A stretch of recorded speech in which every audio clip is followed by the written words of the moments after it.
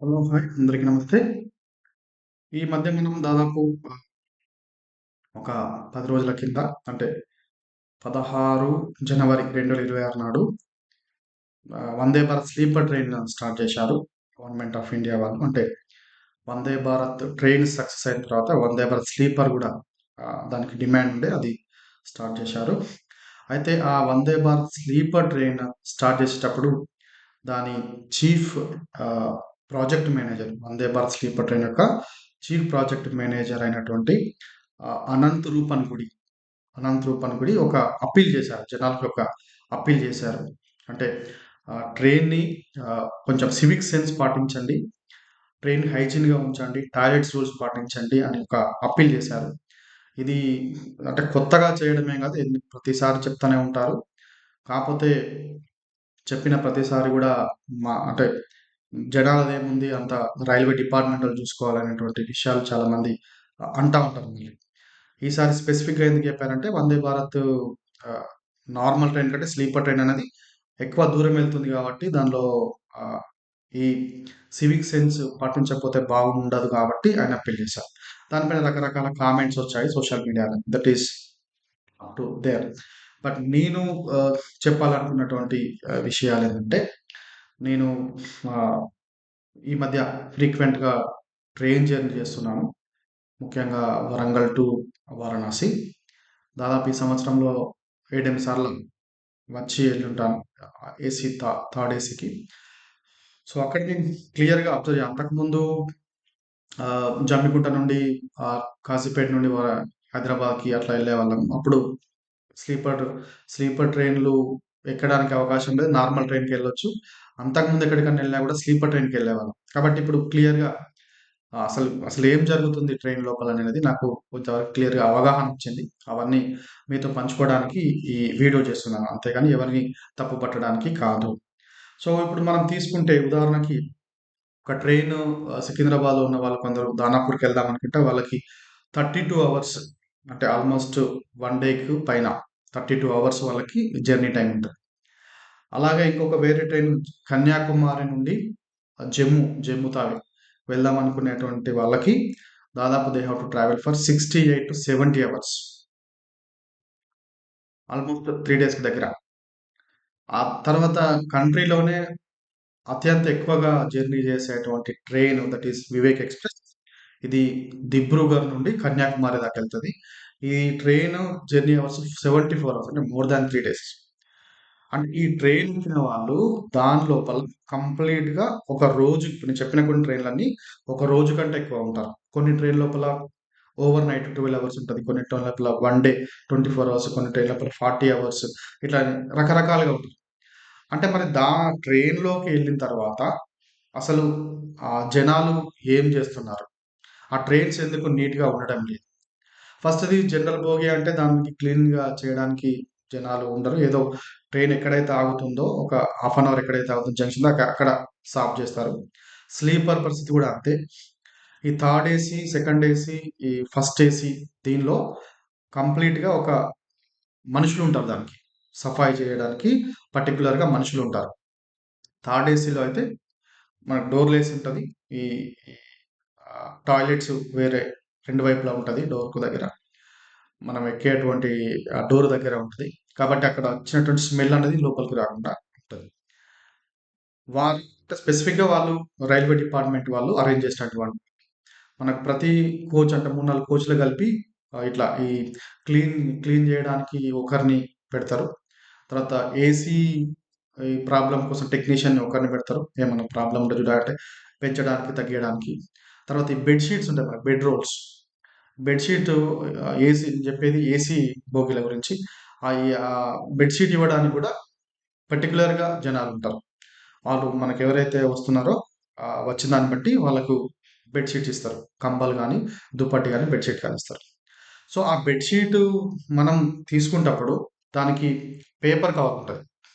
ఆ paper cover తీసేసి అక్కడనే పడేస్తారు జనాలు. మనకు అంటే ఈ కొంచెం దూరం వెళ్ళిపోయి అక్కడెయొచ్చు. ఇక్కడ డస్ట్‌బిన్ ఉంటది. ఆడెయొచ్చు కానీ ఎయ్యరు.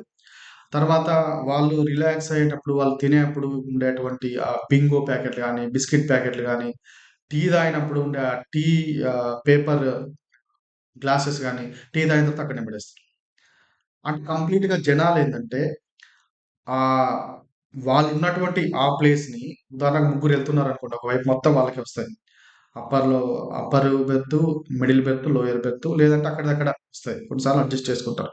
సో, వాళ్ళు కంప్లీట్‌గా ఒక 12 గంటలు గాని, ఒక రోజు మొత్తం గాని, 2 రోజులు గాని, 3 రోజులు గాని వాళ్ళక్కడే ఉండాలి. అంటే వాళ్ళకది ఒక ఇంక సింపుల్‌గా చెప్పాలంటే ఆహ్, టెంపరరీ సెటిల్‌మెంట్స్ టెంపరరీగా వాళ్ళక్కడ ఉండడానికి ఆహ్, ఇచ్చినటువంటి అరేంజ్‌మెంట్. By moving. ఓకే. అంటే ప్రయాణిస్తూనే వాళ్ళక్కడ ఉండాలి. రోజంతా ఉండాలి. మరి ఒక రోజంతా ఉండాలన్నప్పుడు వాళ్ళెంత నీట్‌గా ఉంచుకోవాలి దాన్ని? ఉంచుకోరు. స్లీపర్‌లో అయితే ఇంకా దారుణంగా ఉంటది పరిస్థితి. అందువలన అక్కడ ఎక్కువ జిర్ర పురుగులు అంటే బొద్దింకలు గాని, రాట్స్, ఎలుకలు గాని తిరుగుతాయి. అక్కడ ఎందుకంటే ఈ ఈ మెకానిజం ఈ నలుగురు, ఐదుగురు మనుషులను అక్కడ పెట్టరు. కేవలం ఇక్కడ పెడతారు. ఎందుకంటే అది అంటే దానికి రీజన్ ఏంది అంటే మేబీ ఫేర్ చాలా తక్కువుంటాయి కాబట్టి, అది రైల్వే డిపార్ట్‌మెంట్ వాళ్ళు చేయలేరు కాబట్టి చేయరు కావచ్చు. కానీ ఈ ఏసీలో ఎక్కువ ఫేర్ తీసుకుంటున్నారు కాబట్టి, వాళ్ళకి కొంత responsibility they are also taking some responsibility. కానీ మనుషులు తీసుకునే రెస్పాన్సిబిలిటీ కంటే కూడా మన రెస్పాన్సిబిలిటీ చాలా ఇంపార్టెంట్ అక్కడ. ఎందుకంటే స్పెసిఫిక్‌గా డస్ట్‌బిన్స్ ఉన్నాయి. మనం తిన్న తర్వాత వచ్చేటువంటి చెత్తని ఏదైతే ఉందో తీసుకుపోయి అక్కడేస్తే చాలా వరకు క్లీన్‌గా ఉంటది. ఈ ఉన్న మనుషులు కూడా దాదాపు 2, 3 సార్లు అంతా క్లీన్ చేస్తారు. వాళ్ళు క్లీన్ చేసేటప్పుడు చూస్తే ఒక్కొక్కళ్ళ ఇంతింత పెద్ద బస్తాడు బస్తాడు చెత్తెళ్తది. పాపం వాళ్ళు ఉన్నది మనం తిన్న చెత్తను పారేస్తే తీయడానికి కాదు. వాళ్ళు they will help for to maintain hour coach very clean.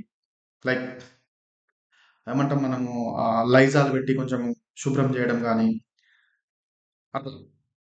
కొంత వాళ్ళు కంప్లీట్‌గా మన కోసం మనకు సేవ చేయడానికి ఉన్నటువంటి వాళ్ళు కాదు. అది మనం అర్థం చేసుకోవాలి. ఒక కోచ్ 70, 80 మంది ఉంటారు. ఆ 70, 80 మందిలో అంతమందికి వాళ్ళు సేవ చేయగలుగుతారా? ఓకే. సేవ చేస్తున్నారనుకుందాం. వాళ్ళకు రైల్వే డిపార్ట్‌మెంట్ వాళ్ళు ఇచ్చేటువంటి డబ్బులెంత? They are not the government employee. They are working on the contract. వాళ్ళు ఇవన్నీ చేసిన తర్వాత రోజుకు 2, 3 సార్లు చేస్తారు. పొద్దున బ్రేక్‌ఫాస్ట్ టైంకి ఒకసారి, తర్వాత లంచ్ టైంకి ఒకసారి, మళ్ళీ నైట్ ఒకసారి అంతా క్లీన్ చేస్తారు. వాళ్ళంతా అయిపోయినంక ఆ ట్రైన్ వచ్చే లాస్ట్ స్టేజ్ రావడానికంటే ముందు కొంచెం అట్లా ఏమన్నా డబ్బులు టిప్పులు ఇస్తారేమో అని చెప్పి వస్తే ఎవరు కూడా సరిగ్గా ఇయ్యరు. వాళ్ళు అడిగేది రూ. 5, రూ. 10 దానికి కూడా ఇవ్వరు వాళ్ళు. అంటే వీళ్ళు మాకేమన్నా ఉత్తి పుణ్యానికే పని చేస్తాల్లా? వాళ్ళు డబ్బులు తీసుకుంటారు కదా! మళ్ళా మా దగ్గర డబ్బులెందుకు తీసుకుంటారు అనేటువంటి ఫీలింగ్ తోటి చాలామంది వాళ్ళను ఇట్లా అంటే రెస్పాన్స్ కూడా సరిగ్గా ఇయ్యరు. రెస్పాన్స్ అంటే అంటే స్మైలింగ్ చేస్తూ డబ్బులియ్యడం గాని, ఏదన్నా మాట్లాడడం గాని, ఏదో మన ఆస్తిని గుంజుకున్నట్టుగా చూస్తారు వాళ్ళ వంక. వాళ్ళు జేసింది ఇదంతా ఇంత క్లీన్ జేసిర్రు వాళ్ళు మనం చేసినటువంటి ఆ పనికి, ఆ చెత్త పనికి. అంటే అందరూ అనట్లేదు మెజారిటీ ఆఫ్ ద పీపుల్. చాలా మంది ఇట్లాగే చేస్తారు. అందుకని ఈ Vande Bharat sleeper train inauguration అప్పుడు ఈ రకంగా వారు మాట్లాడాల్సొచ్చేది గవర్నమెంట్ అఫీషియల్స్. నిజంగానే మనకి సివిక్ సెన్స్, ఈ టాయిలెట్ సెన్స్ బాగా తక్కువ. ఎందుకంటే ఈ సఫాయి కర్మచారి వ్యవస్థ అంటే ఈ సఫాయి చేసేటువంటి పనులను మనము ఎప్పుడు కూడా డీగ్రేడ్ చేసి చూసాం. అంటే ఇది క్యాస్ట్ రిలేటెడ్. సమాజంలో అత్యంత అట్టడుగు వర్గాల వారు మాత్రమే ఈ పని చేస్తారు అనేటువంటి ఫీలింగ్ తోటి ఉన్నాం కాబట్టి మనకిది ఉంది. అందువల్ల ఈరోజు ఒక్కరోజు సివిక్ సెన్స్ రమ్మంటే రాదు. అదంతా గూడా విద్యా వ్యవస్థ లోపల ఉన్నది. జపాన్ తీసుకోండి, సింగపూర్ తీసుకోండి, నేను తిరిగినటువంటి దుబాయ్ తీసుకోండి, మెల్బోర్న్ మతలబ్ ఆస్ట్రేలియా అన్ని డెవలప్డ్ కంట్రీస్ అన్నీ గూడా ఈ క్లీన్‌నెస్‌ని చాలా మెయింటైన్ చేస్తాయి. అది జనాల యొక్క రెస్పాన్సిబిలిటీ గూడా. కేవలం అపాయింట్ చేసినటువంటి మనుషులే చేస్తారు వాళ్ళు అంటే అది తప్పు. మన లోపల గూడా రావాలి. అది ట్రైన్‌లో చూసుకుంటే మీకు క్లియర్‌గా అర్థమైతది. మీరెప్పుడైనా గూడా అబ్జర్వ్ చేయండి. థర్డ్ ఏసీలో ఉన్నప్పుడు మీరు అబ్జర్వ్ చేయండి. క్లియర్‌గా తెలిసిపోతది మీకు. ఎవరి తప్పుందక్కడ. అంతమంది ఉన్నప్పటికీ గూడా మళ్ళీ అంటే మనం ఏదన్నా ఒక్కోసారి పాడేసిన చెత్తను తీయడానికి వాళ్ళున్నారు. అది క్లీన్ జేయడానికి వాళ్ళున్నారు అని జెప్పి, మనము మనల్ని కోచ్‌లో 72 మందికి సేవ జేయడానికి వాళ్ళు లేరు. అది మనం గుర్తుపెట్టుకోవాలి. అది మన ఇంటిలాగా జూసుకోవాలి. ఇప్పుడు మనము లాట్రిన్ ఎళ్తాం. అది సరిగ్గా ఫ్లష్ చేయలేదనుకోండి. ఏమైతది? ఆ తర్వాత పోయేది మన ఫ్యామిలీ మెంబర్స్ కాడికెళ్తారు మళ్ళీ. లేదంటే మనమే ఇంకోసారి వెళ్తాం. ఎందుకంటే we are travelling there for 24 hours. ఒకసారి అయిపోతే అయిపోయిందన్నట్టు కాదు కదా! ఇప్పుడు గవర్నమెంట్ హాస్పిటల్ గాని, లేదంటే బస్ స్టాండ్ లోపల గాని, ఏంది జనాలు టక పోతారు, వచ్చేస్తారు. అక్కడేంది మన పని అయిపోయిందని ఎళ్ళిపోతారు. సో, మన ఇండియా లోపల మెయిన్‌గా పబ్లిక్ టాయిలెట్స్ నీట్‌గా లేకపోవడానికి కారణం ఇదే. ఏంది అంటే అది నాది కాదు అనే ఫీలింగ్. మన ఇంట్లో అట్లా ఉంచుకుంటామా? ఉంచుకోము. ట్రైన్ కూడా మన ఇల్లులాగా అనుకోని మనం చేసినటువంటి ఆహ్, ఏ పనైతే ఉందో అంటే ఆ టాయిలెట్ గాని, లాట్రిన్ గాని పోయినప్పుడు దాన్ని క్లియర్‌గా ఫ్లష్ చేసి తే ఆటోమేటిక్‌గా నెక్స్ట్ వారు యూజ్ చేయడానికి అవకాశం ఉంటుంది. ఆ నెక్స్ట్ వాళ్ళలో మన ఫ్యామిలీ మెంబర్సే ఉండొచ్చు, కో పాసెంజర్స్ ఉండొచ్చు, లేదంటే మనమే మళ్ళోసారి ఎళ్ళొచ్చు. ఎవరికేం తెలుసు? ఎందుకంటే we are travelling for long journey. We are spending our long time there. So, అది మనకు మిస్ అవుతుంది. ఇదంతా మనం ఒక్కరోజు రమ్మంటే రాదు నేను చెప్పినట్టుగానే. చిన్నప్పటి నుండే పిల్లలకి ఇవన్నీ నేర్పియాలి మనం. నేర్పిస్తే వాడు పెద్దగా అయిన కొద్దీ మెల్లమెల్లగా వాళ్ళ పనులు వాళ్ళు చేసుకుంటా నీట్‌గా మెయింటైన్ చేయడానికి అవకాశం ఉంటుంది. అది మన పని కాదు అనేటువంటి అలసత్వం వల్లనే అటువంటి ఏమంటాము ఆహ్, అటువంటి ఆలోచన వల్ల దురాలోచన అని చెప్పొచ్చు. నీట్‌గా మెయింటైన్ చేసేటువంటి పని మనది కాదు అనే ఫీలింగ్ అనేది అది మన మైండ్ లోపల పాతుకుపోయింది. తరతరాలుగా ఈ పని మనది కాదు అనేటువంటి ఫీలింగ్ మనలో పాతుకుపోయింది కాబట్టి, ఈ రోజున ఈ ఇండియన్ రైల్వేస్ కానీ, రైళ్లు కావచ్చు, లేదంటే బయట పబ్లిక్ టాయిలెట్స్ కానీ ఈ దుస్థితిని ఎదుర్కొంటున్నాయి. మరి ఎయిర్‌పోర్ట్‌కి పోతే చాలా నీట్‌గా ఉంటాయి. రీజన్ ఏందంటే అక్కడ they they appoint the people because the fares are very high. తీసుకున్న ఫేర్ లోపల ఎంతో కొంత మనీని వీళ్ళకు ఆహ్, వీళ్ళకు అలాట్ చేసి చేస్తారు. రైల్వేలో గూడా ఈ ఏసీల వరకు ఇవన్నీ ఉన్నాయి. అయినా గూడా ఎందుకో వి ఆర్ లాగింగ్ బిహైండ్. ఎందుకో మనం భారతీయులము ఈ స్వచ్ఛతా విషయం లోపల వెనుకబడి ఉన్నాం. అదెందుకో ఆలోచించాలి. మన విద్యా వ్యవస్థ లోపల, మన పెంపకం గూడా ఉంది. కేవలం విద్యా వ్యవస్థ కాదు, పెంపకం గూడా ఉంది. విద్య కంటే గూడా పెంపకం చాలా ఇంపార్టెంట్. తల్లిదండ్రులు ప్యాంపరింగ్ జేయడము, ఈ రకరకాల పనులకి ఆహ్, వాళ్ళు ముందొచ్చి చేయడము, ఈ టాయిలెట్ క్లీన్ జేయడం ఇవన్నీ గూడా జపాన్ లోపల ఆహ్, జపాన్ కంట్రీలో ఇది common. From their childhood onwards they are going to be teach them. They have to do their work. So, అంటే జపాన్‌కి మనకి ఆహ్, చాలా డిఫరెన్సెస్ ఉంది. ఇక్కడ టెక్నాలాజికల్ డిఫరెన్సెస్. బట్ ఇవన్నీ సోషల్ పేరెంట్స్ చేసేటువంటి పేరెంట్స్ నేర్పించేటువంటి, టీచర్స్ నేర్పించేటువంటి పనులు. ఏమన్నా చిన్న చిన్న పనులు చెప్తే రకరకాల స్కూళ్ళ లోపల ఏమన్నా పనులు చెప్తే అదొక నామోషి, అదొక లొల్లి. మీడియా వాళ్ళొస్తారు, ఈ పని చేస్తారు. సో, ఇప్పుడు మన గవర్నమెంట్ స్కూల్‌లో తీసుకుంటే ఇదొక ప్రాబ్లమ్. అక్కడ అటెండర్స్ లేరు, స్వీపర్స్ లేరు. అంటే క్లీన్‌నెస్ అనేది మన పని కాదు అనేది మన భావాల మన మన గుండె లోపల గూడు కట్టుకుపోయినటువంటి భావన.